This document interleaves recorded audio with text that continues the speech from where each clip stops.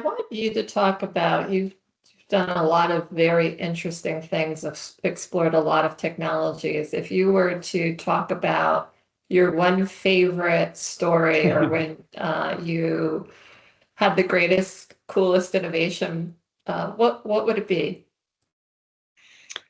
Well, we're particularly proud of what we've done in the area of remote piloted barges, meaning a barge where the captain is no longer on the ship, but is sitting in a remote operating center.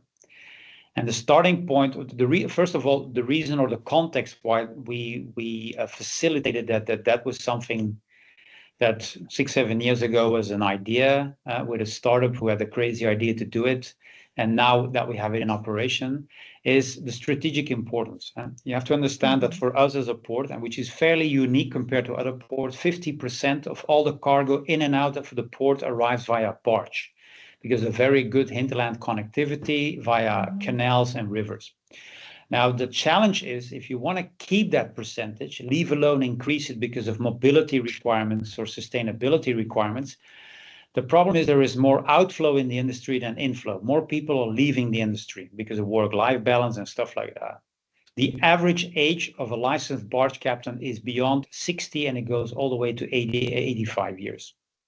So we're looking at a shortage of potentially by 2035, thousands of licensed barge captains. In the Netherlands alone, Belgium, same thing, Germany, the same thing.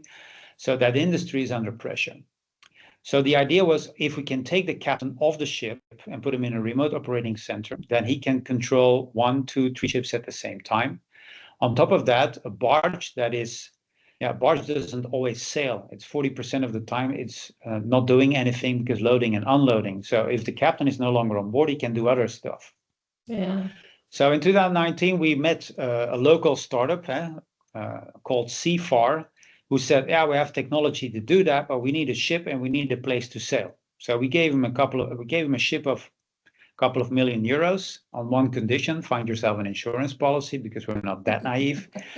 And we allowed them to sail in the port. And then together with the Flemish Waterway, we're responsible for managing all the canals and the rivers. We went to the federal government and the Flemish government to say, listen, this is strategically important for the competitive positioning, the future of the barge industry. Help us to facilitate it by means of legislation. And we got it 2 years earlier than anticipated as an exemption in the existing legislation.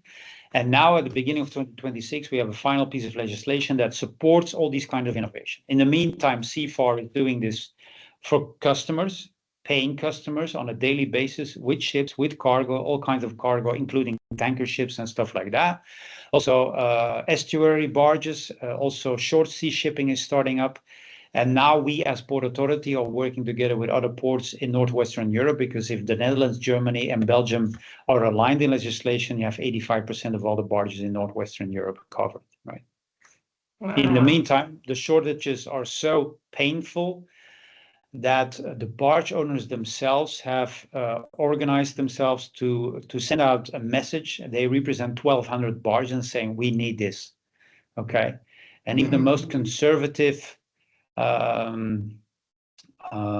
newspaper or periodic publication, the editor-in-chief said, listen, we have to stop being negative about remote piloted shipping. We're going to need it because otherwise we're going to hit a wall.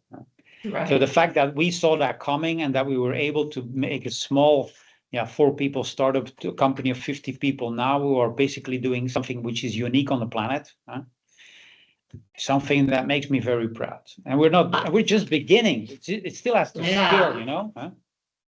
And truly changing the world. Yeah, and what I really found heartwarming was they have operated now for 30,000 hours. The insurance company has figured out they are safer than a ship with a crew on board. That's fascinating, eh? That's fascinating. That's really fascinating. Yeah, but we're not at the end of the road yet. There's still so much innovation that can happen. One leads to the other, so it's a never end. It's actually a journey. It's not a destination. But also with the drones, it's a journey, not a destination. And that makes it so fascinating, right? It's not checking the box project 1, 2, 3, 4. No, what's next? What's next? What's next? What's next?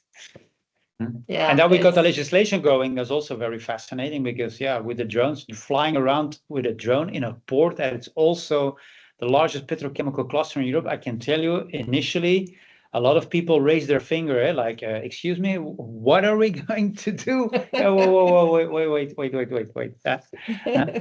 Yeah, well. That is an absolutely fascinating, and I'm incredibly impressed. So you should be very, very proud